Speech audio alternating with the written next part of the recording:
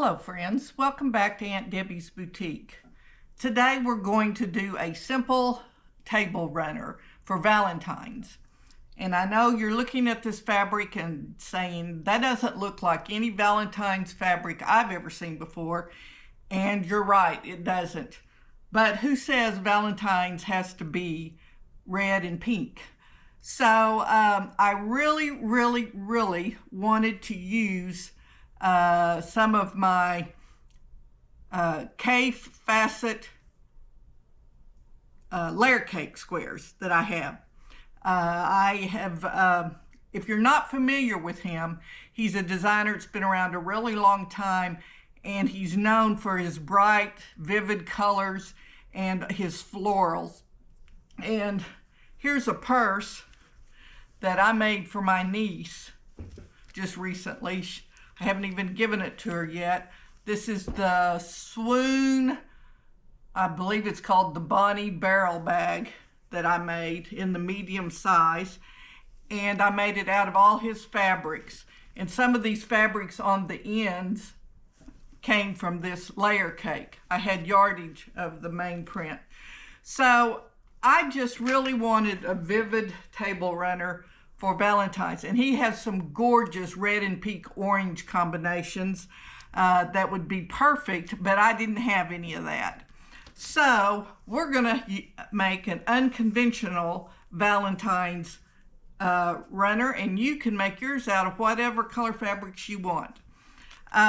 You're going to need, this is going to be a layer cake project, and I try to keep on hand plain color, some basic plain colors in layer cakes because they just come in so handy. And this is a Free Spirit black layer cakes.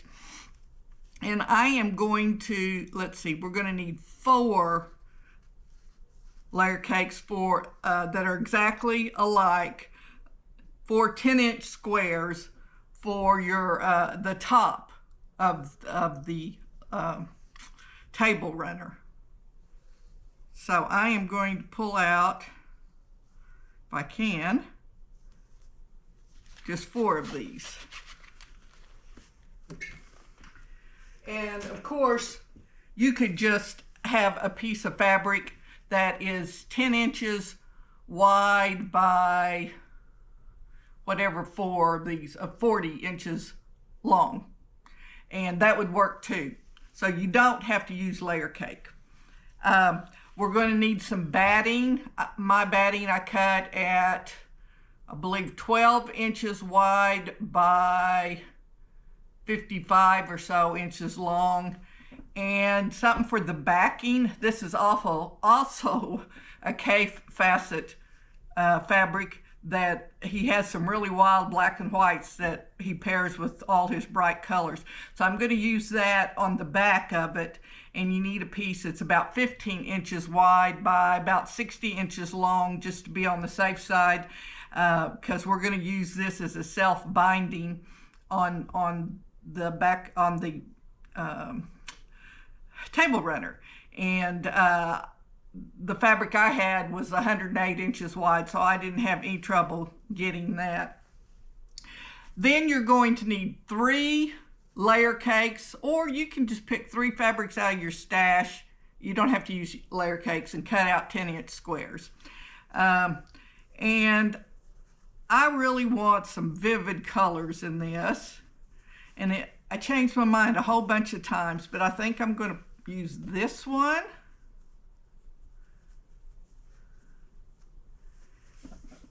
And this one, that goes real good with it. And then let's see, maybe this one, or I think I'm going to use 3 different types of prints. There's 2 of these here, so I think I will use these 3. And he has similar fabrics that are in reds and pinks and all that if you want. But this particular layer cake was all blues and greens. And I bought it because it was on sale. I'm big on shopping the sales, and that's a pretty one too. I liked it. So I just wanted to use it for a table runner because I just love his fabrics. But sometimes you kind of have to acquire a taste for them because they're really, really bright. Okay, and then you need a heart pattern. Now, I made a whimsical heart pattern, but you can make it as symmetrical as you want. I'm going to lay these two aside. I'm sorry, I need more than 4. I need 7 of these because I need for the top and for the lining. The lining doesn't have to be the same. It won't show except maybe on the edge just a little bit. I'm just going to use the same thing for it. We're going to do some more reverse applique. I did this in the Thanksgiving placemats that I made. I love reverse applique. I think it looks so pretty and it's easy to do. So the first thing I want to do is get a chalk pencil or something. I think I'll use this. This is a Fons and Porter pencil that writes pink. This is not erasable or anything, but it doesn't matter because it's not going to show. And I drew the arrow so I knew that this sits sideways. And I'm going to try to kind of center it and trace around it.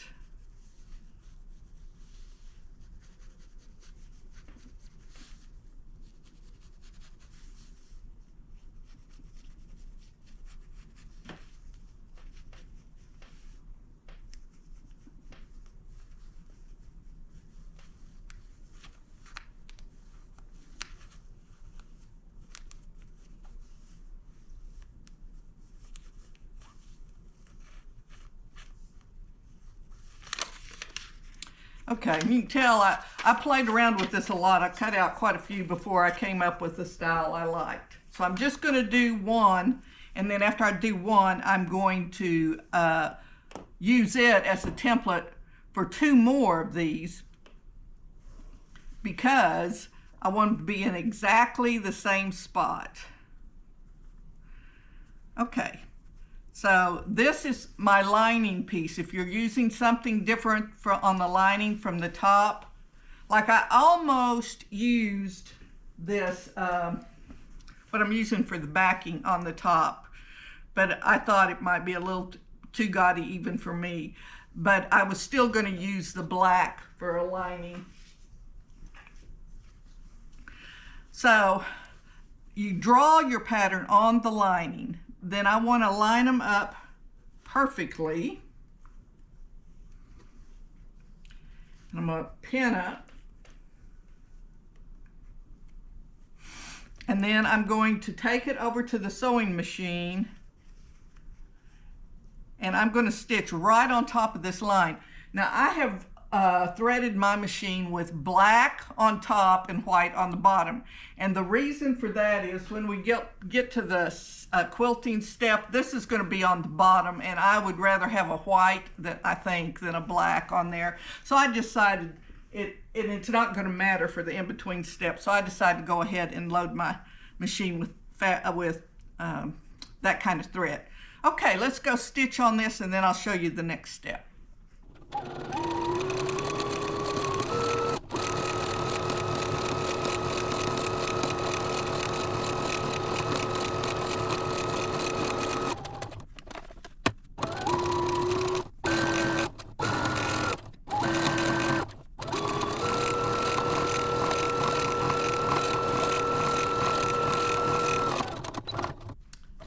Okay, I've got that stitched. My white bobbin is showing through just a little bit, so I may have to rethink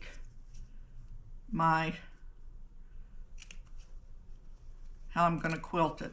I'll think about that while we're sewing it together. Okay, I got this started, but we're going to cut, and I want to use my pinking shears because I don't want to have to go around on these curved seams and put a bunch of slits on it. This does it for me. So I'm going to cut out the inside of this.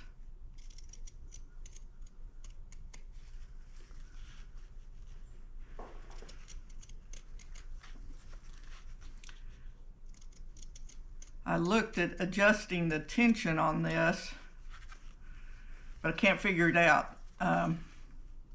My good machines, both of my good machines are in the shop. I think the evil forces are out to get me because they both start acting up at the same time. So I'm using a small baby lock machine that does a lot of things, but it's not near the quality of my other machines. And I'm going to have to get out the book to figure out how to work with the tension.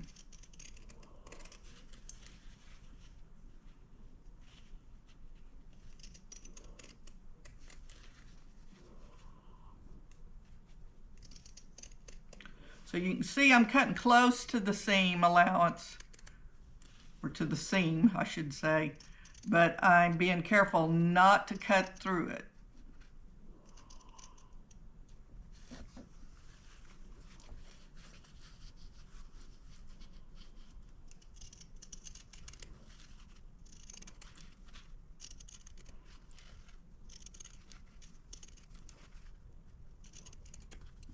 Okay, that goes in my scrap bin. And I'm going to take these scissors and make sure I clip right to that corner right there.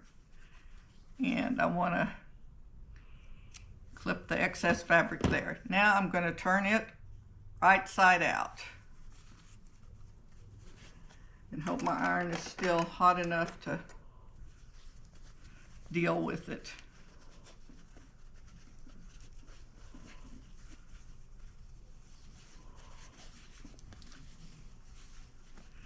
So we will turn our lining piece to the back of our front. So if you're using a different print on the front, you want it on top, and the lining piece is not going to show except maybe a little bit here on the edges. So that's why you kind of want to use at least something that's coordinating. And black is always good to use because if nothing else, it looks like it's kind of like an outline. Try to make sure all my points get pulled out.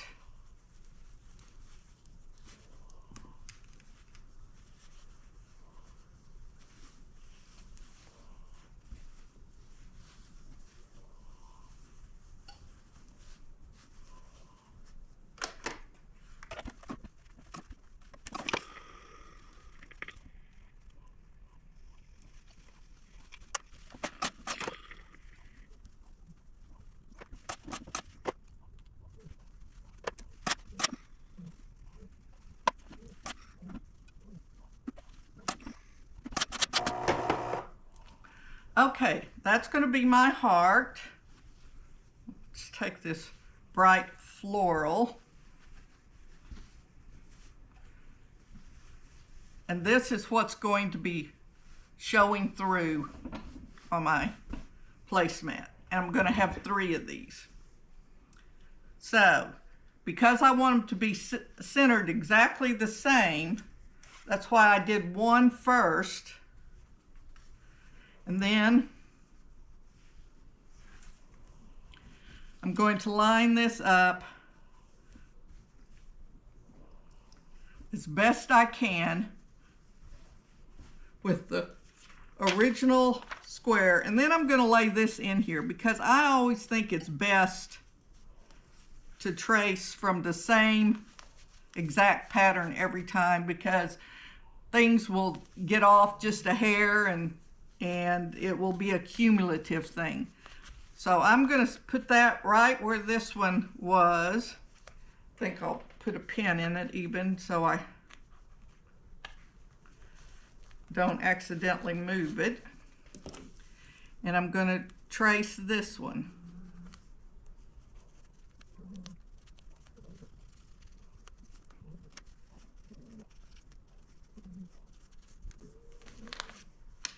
Okay, that one's ready to stitch.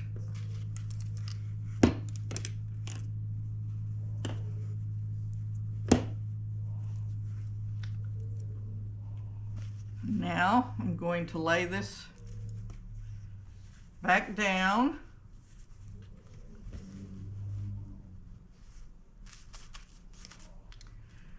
And that needs a little better ironing. Did I do that the same? No, I've got it flipped over. Wait. Okay, let me make sure I'm doing this all the same. When you use the same front and back fabric,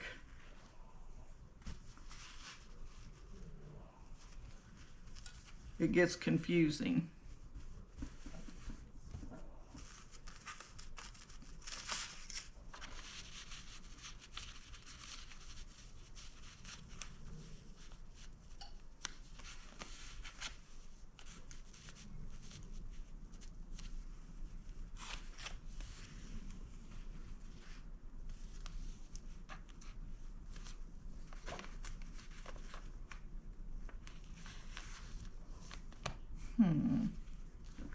Don't have my arrow going the same way. Oh well, it doesn't matter how I put it on there, just as long as I do all three of them the same. And I'll decide which direction for them all to face when I get them all done.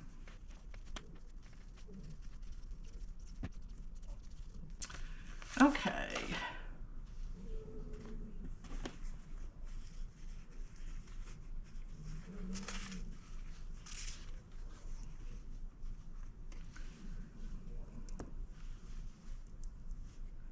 Line these up perfectly on all four corners, put a few pins in, and then go over and stitch on the line.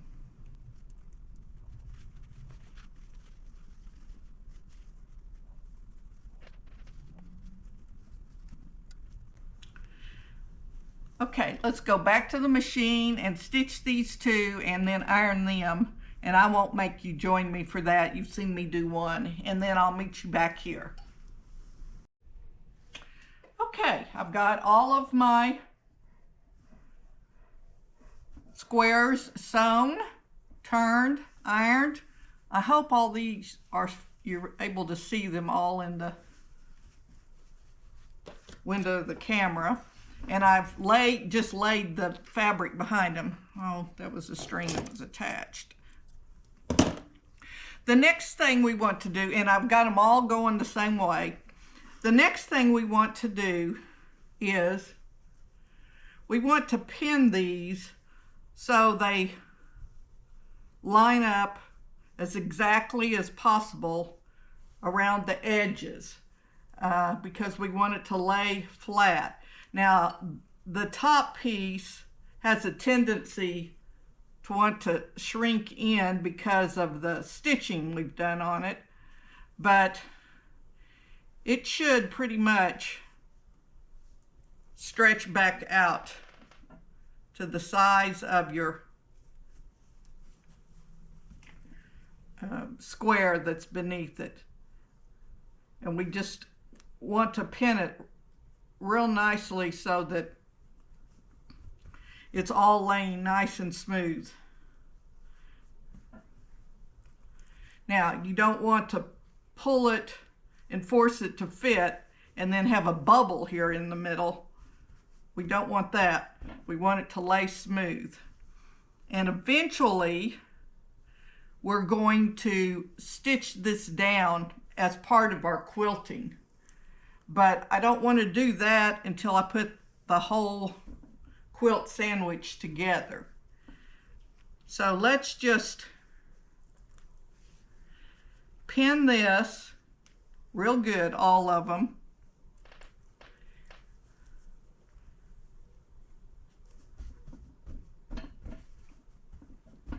I think that lays pretty smooth.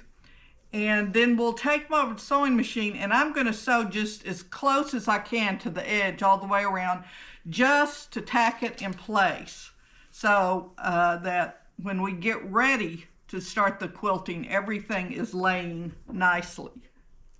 So let me finish pinning these, and then we'll go over and stitch the edges.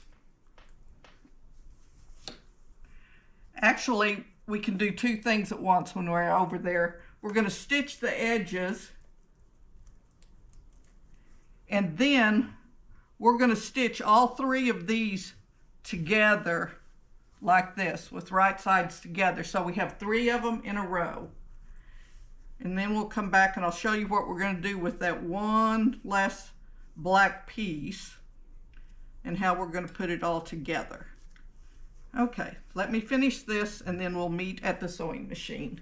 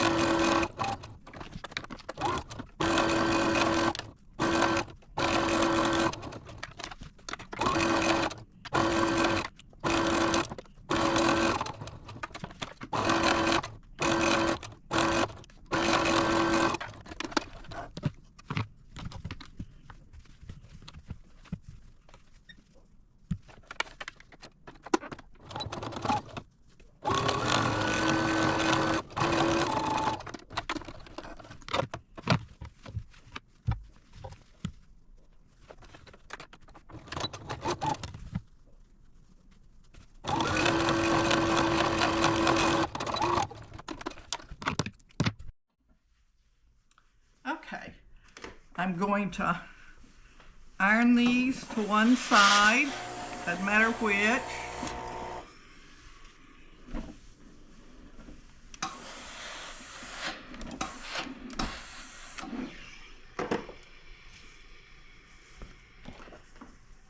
And that's going to be the center of our table runner. To put a little starch right there to get those wrinkles out that I put in when I was ironing it on the other side. Now let's take this last square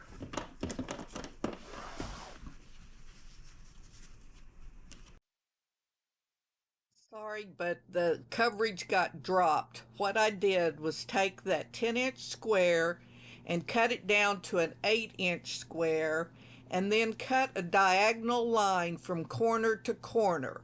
Then I took each of those pieces and placed one on each end, making a point at the end of our runner. And I stitched it on with a 1/4-inch seam. Okay. Iron that way. Oh. This way. And you'll notice that it sticks out just a hair. And we're just going to trim that off so it's nice and flat there.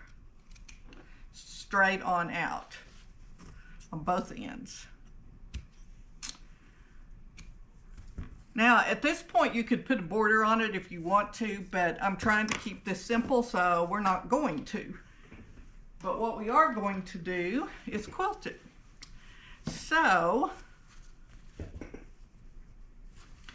I'm going to move my ironing board. We're going to lay out our backing fabric which I'm sure I've cut way too big, but I always err on the side of overkill. Then I'm going to center my batting. We want to make sure we have about 1.5 to 2 inches left over on each side, because after we're through quilting it, and quilting will shrink it up just a little bit, we're going to use this for our binding.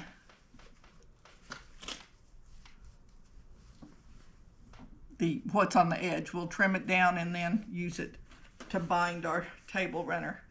Now I'm going to lay this on here. So yeah, I've made it quite a bit.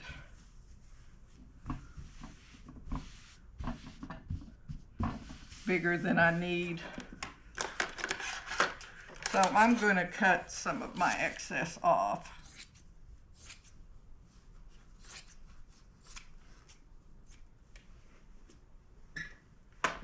And that leaves my piece of fabric here. There's 34 inches plus another 10, so 44 inches. I misfigured somewhere.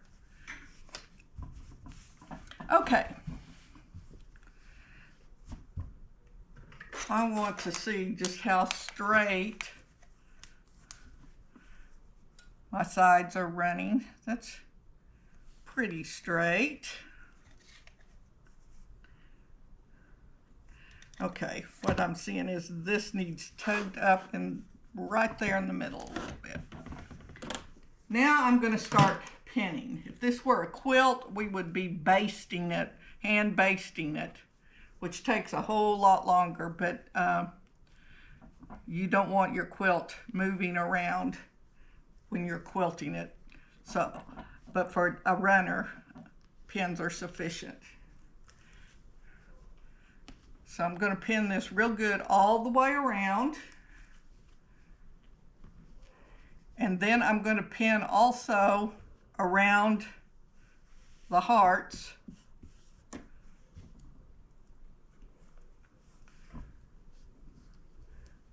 And I'll take it over to the sewing machine. And I changed out my thread to put black on the bobbin and on top because I didn't want that white thread showing through when I'm quilting this. So we'll just have black thread on the back, which is just fine. It's just, I kind of like my quilting threads to be a little inconspicuous. And the black will show up more. But that's okay.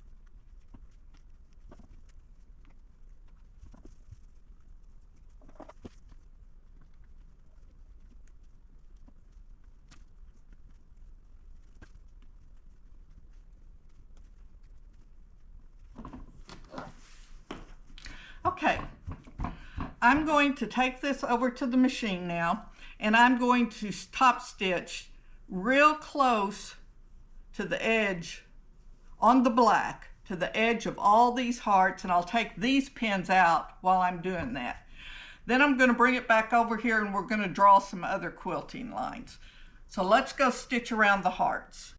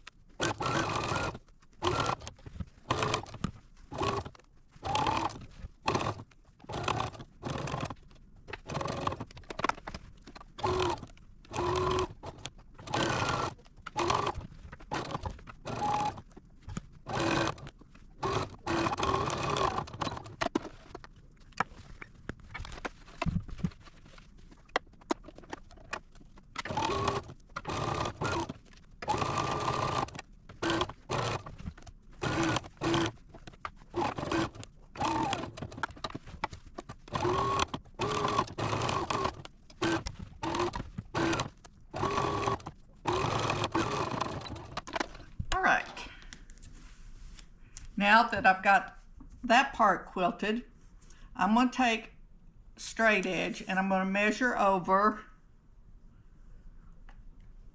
an inch, and I'm going to use chalk for this against my better judgment. I always have trouble getting chalk out, but a lot of people don't, and I've read if you use a brush or something you can get it out, so I'm going to try that. But then I'm going to mark,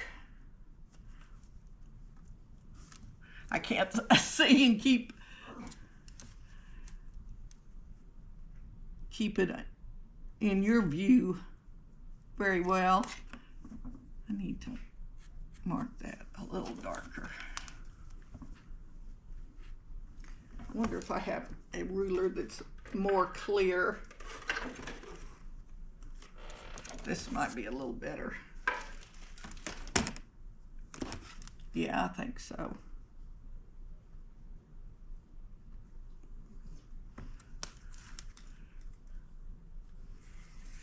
And the reason I'm going at a diagonal is diagonals are much more forgiving.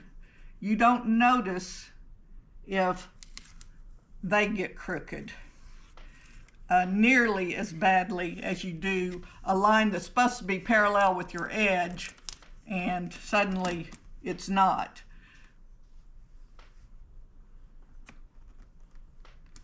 Now I am not going to stitch in the middle of the heart. I'm just going to stitch on the black up to the seam where I stitched around the heart.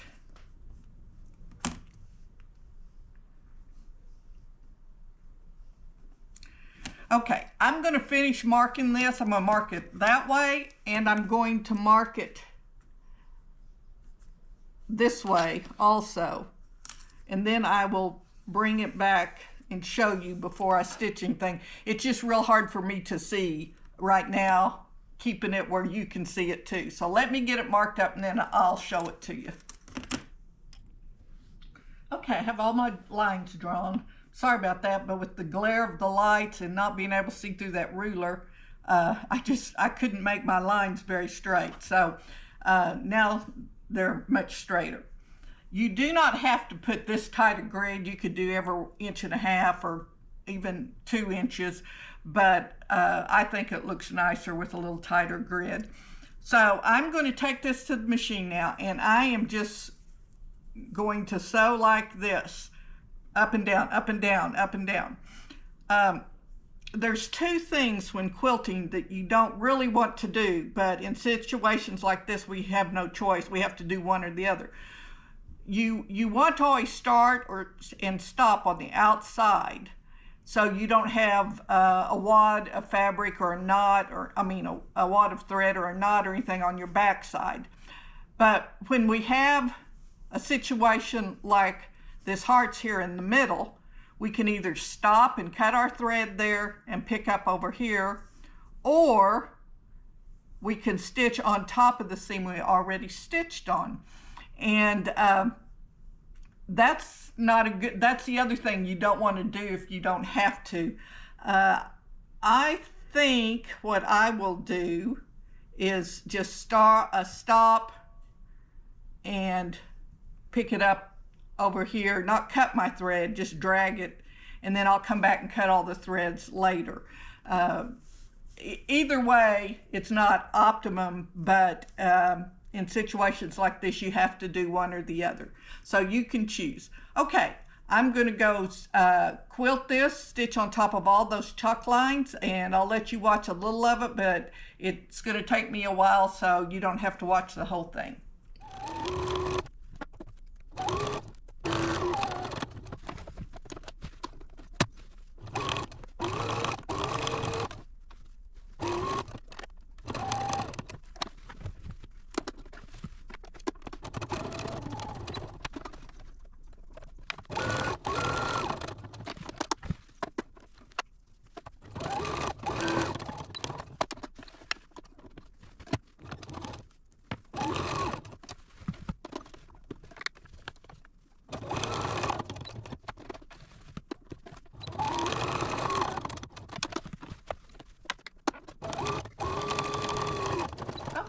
I have this all quilted on my grid, and I also went in there and did a heart, another heart about an inch away from the edge, inch and a half from the edge, just to kind of tack those hearts down.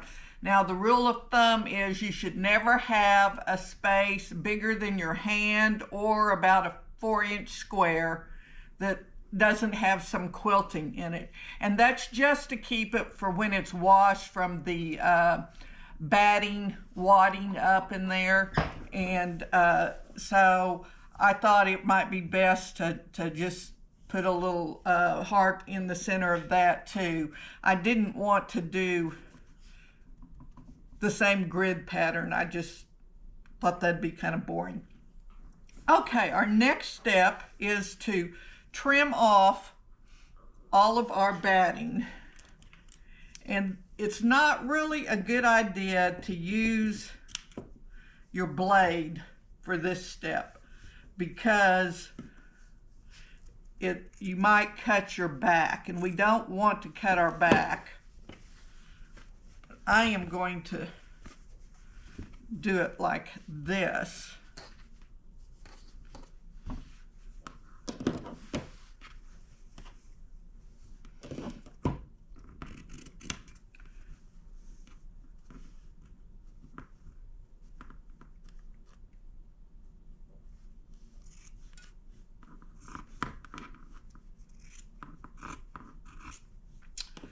Actually, I'm going to turn that under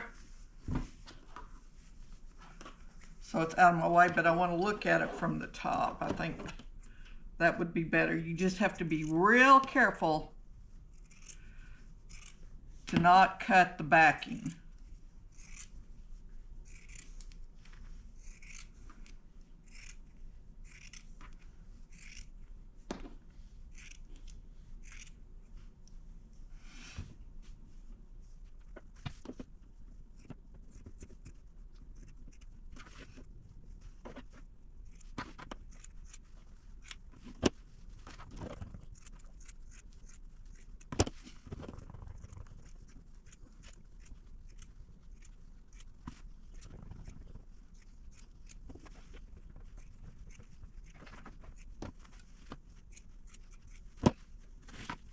Okay, now then, we want to trim the outside to 1 inch wider than our mat, our runner.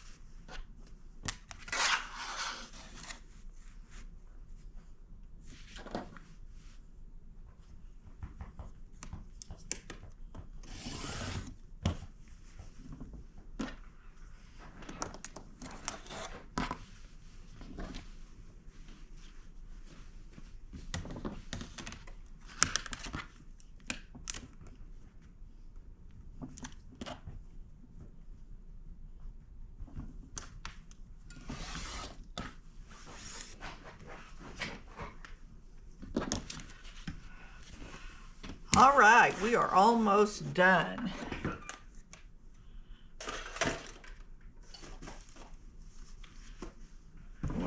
bring my ironing board back over here. And I did give this a press right after I finished quilting it. And I am going to iron this to where the raw edge meets the edge of the table runner all the way around.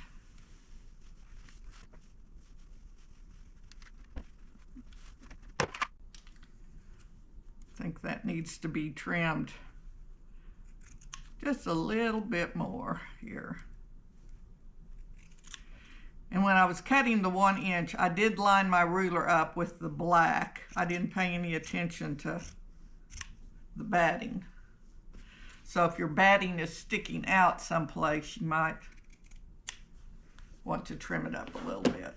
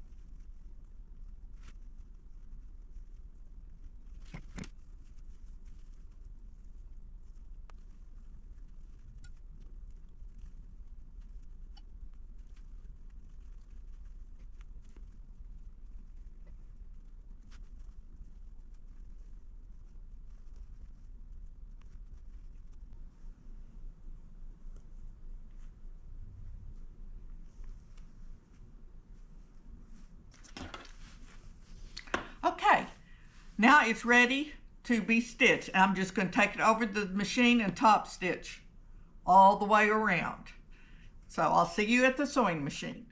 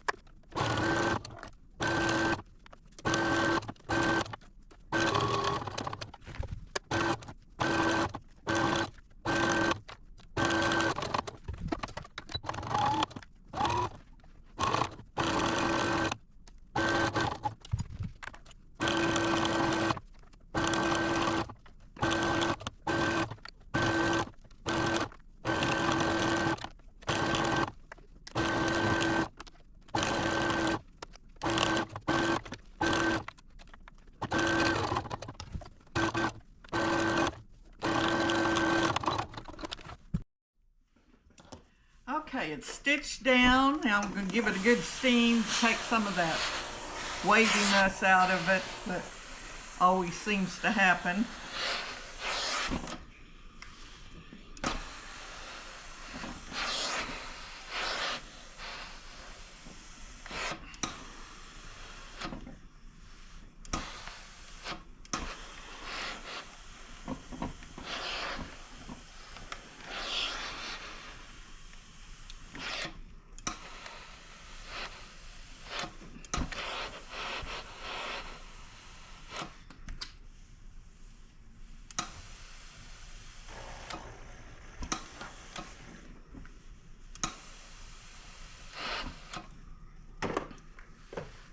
All right, I don't know if you can see the whole thing here or if I need to kind of scroll it, But that is our finished table runner.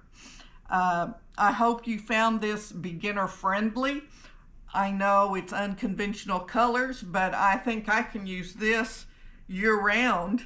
I even have some dishes that would match this.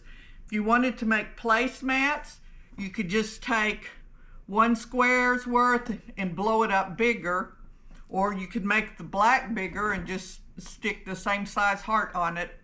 But I think I would blow the whole thing up, and you could have matching placemats. Okay, that's all for this video. We're fixing to start on our crazy quilt that we're going to make into a jacket probably next. And I'm holding off on the different types of quilting, of different ways to quilt your quilts, because my machine that's best for quilting is in the shop, and I want to wait till it gets out if I can, because it does a much better job than what I'm working with now. So I will see you next time, and if you wouldn't mind, please like, subscribe, share, comment, all of that, and it will help me grow my channel. And I appreciate each and every one of you. So I will see you next time. Remember, whatever you do, do it to the glory of the Lord.